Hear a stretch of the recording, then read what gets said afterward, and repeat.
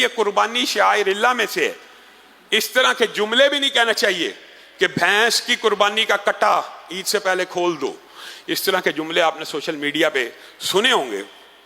تو یہ جو بڑا اختلافی مسئلہ سمجھا جاتا ہے، ایک بات پہلے سمجھنے کی ضرورت ہے، یہ اہل حدیث اور فقہ حنفی کے درمیان اختلافی نہیں ہے. یہ بعض اہل حدیث علماء میں بھی اختلافی ہے اور بعض احناف کے علماء میں بھی اختلافی ہے. اختلاف کیا ہے؟ اختلاف یہ ہے کہ جی بھینس اور کٹا گائے کی جنس میں سے ہیں. جو اس کو حلال سمجھتے ہیں قربانی کے لیے، ان کا دعویٰ یہ ہے کہ بھینس اور کٹا گائے کی جنس میں سے ہے. یہ دلیل دینا ان کے اوپر واجب ہے. وجہ کیونکہ قربانی کے لیے اللہ رب العزت نے 4 جوڑوں کو حلال کیا قربانی کے لیے. یہاں ایک بات سمجھنے کی ضرورت ہے. بعض لوگ یہ سمجھتے ہیں کہ سارے حلال جانوروں کی قربانی ہے. ہرگز نہیں. حلال جانوروں میں سے 4 جوڑوں کی قربانی ہے. من الابل اثنین، اونٹ میں سے، بکر اثنین، گائے میں سے یعنی نر مادہ، اونٹ اونٹنی، بکرا بکری، چھترا اور چھتری، اور دمبا رسول اللہ کی حدیث کے مطابق. ان 4 جوڑوں کے بعد دمبا جو ہے وہ رسول اللہ کی حدیث کے مطابق ہے. اب قربانی انہی 4 جوڑوں میں ہوگی. اب انہی اگر 4 جوڑوں میں ہوگی تو کوئی بھینس کی قربانی کرے گا تو آپ اس کو کہیں گے بھائی بھینس تو گائے نہیں ہے. وہ لا محالہ آپ کو جواب دے گا بھائی یہ گائے کی جنس ہے، تب ہی قربانی ہوگی. دلیل سمجھ گئے؟ اگر بھینس گائے کی جنس ہے تو ہی قربانی ہے، اگر گائے کی جنس نہیں ہے تو قربانی نہیں ہے. یہاں پہ ایک مسئلہ سمجھ لیجئے. سائنٹیفکلی، عقلی اور منطقی طور کے اوپر کسی جانور کی دوسرے جانور سے شکل ملنا یا صرف نام ملنا اس کو اس جانور کی جنس میں شامل نہیں کرتا. بھینس جی گائے کی جنس میں سے ہے. دلیل کیا؟ اس دور میں نہیں تھی عرب میں، لیکن اس کی شکل و شباہت گائے سے ملتی ہے تو اس لیے یہ اس کے ساتھ ہے. اس کے اوپر زکوٰۃ کا وہ حکم لگتا ہے جو گائے کے اوپر لگتا ہے، اس لیے وہ اس کی جنس میں سے ہے. یہ 2 دلیلیں ہیں جو دونوں دلیلیں اگرچہ علماء کی ہیں لیکن دوسرے علماء کے موقف کے مطابق یہ دلیلیں باطل ہیں.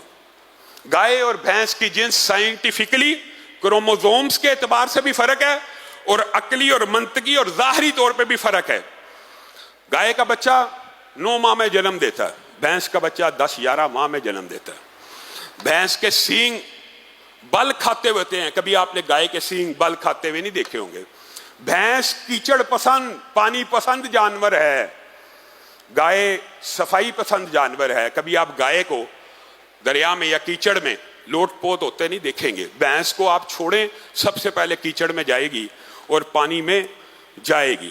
دودھ کی نوعیت کا بھی فرق ہے. پھر جنس کے اختلاف ہونے کا سب سے بڑا جو سائنس کے طالب علم ہیں وہ بھی جانتے ہیں اور جو عام لوگ ہیں وہ بھی جانتے ہیں، فیملی ایک ہو، سپیشیز الگ بھی ہوں لیکن اوپر سے فیملی ایک ہو تو بھی ان سپیشیز کا آپس میں اختلاط ہو جاتا ہے، آپس میں تعلق قائم ہو جاتا ہے، آپس میں انٹرکورس ہو جاتا ہے. آپ دیکھیں گدھا اور گھوڑا الگ الگ جنس ہے کہ نہیں؟ فیملی ایک ہے تو گدھا اور گھوڑا کا آپس میں ملاپ ہو جاتا ہے کیونکہ کروموزومز کا سٹرکچر ایسا کہ ملاپ ہو سکتا ہے. کوئی ذی شعور بندہ گھوڑے کو اور گدھے کو ایک جنس نہیں کہہ سکتا. الگ الگ جنسوں کے باوجود ملاپ ممکن ہے. اسی طرح زیبرا ہے.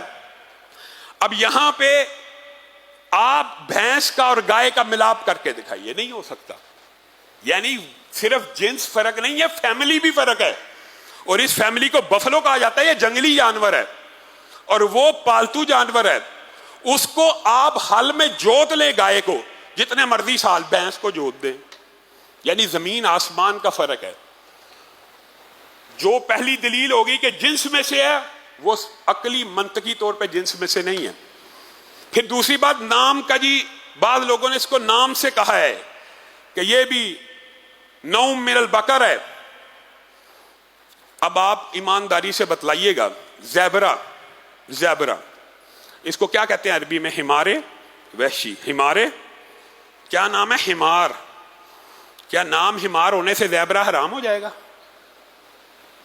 گھریلو گدھا تو حرام ہے اور زیبرہ حلال ہے، صرف نام ہونے سے بھی، اول تو یہ دلیل پیسے ہی کمزور ہے، لیکن اگر کسی نے کہہ بھی دیا ہے تو ہم نام ہونے سے بھی چیزوں کی حلت اور حرمت اور قربانی میں داخل نہیں ہو سکتی۔ لیکن بات وہی ہے، چونکہ علماء کا اختلاف ہے تو اگر کوئی ایک موقف کو اختیار کرے اس کے لیے سختی نہیں ہونی چاہیے، کوئی دوسرے کو اختیار کرے اس کے لیے سختی نہیں ہونی چاہیے۔ لیکن پھر جو یہ آخری دلیل وہ یہ دیتے ہیں، تین ہی دلیلیں ہیں۔ تیسری دلیل کہ بھینس کے اوپر احکامات لگتے ہیں گائے کے زکوٰۃ والے۔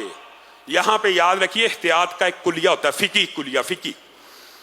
بھینس کے اندر زکوٰۃ دینے میں احتیاط ہے کہ گائے کے اوپر قیاس کیا جائے اور اس کے مطابق زکوٰۃ دی جائے، اور قربانی کے اندر احتیاط یہ ہے کہ وہ نہ کی جائے۔ احتیاط کے بھی دو فقی قاعدے ہوتے ہیں۔ قربانی کے اندر بھینس کو لے کے جائیں تو احتیاط یہ ہے کہ ان 4 اجناس کی جائے اور بھینس کو نہ کیا جائے، اور زکوٰۃ کے اندر جب احتیاط کا کلیہ آئے گا تو ادا کرنا احتیاط کا پہلو ہے، اس لیے یہاں پہ احتیاطاً ادا کی جاتی ہے۔ تو یہ 3 جو دلائل ہیں یہ ان لوگوں کے ہیں، اور میں حیران ہوتا ہوں کئی مرتبہ کہ بھینس کی قربانی پہ اتنا لمبا چوڑا 10 دن بحث ہوتی ہے، ہر سال 10 دن۔ بھینس تو اب گائے سے سستی رہی بھی نہیں، بھینس تو اب مہنگی ہے، اب گائے اویلیبل ہے، اب وہ 4 اجناس جن کے اوپر کوئی شک و شبہ نہیں موجود ہیں، تو ان کو کرنے کی بجائے ایک مشکوک چیز کو کرنے کا کیا فائدہ ہو سکتا ہے؟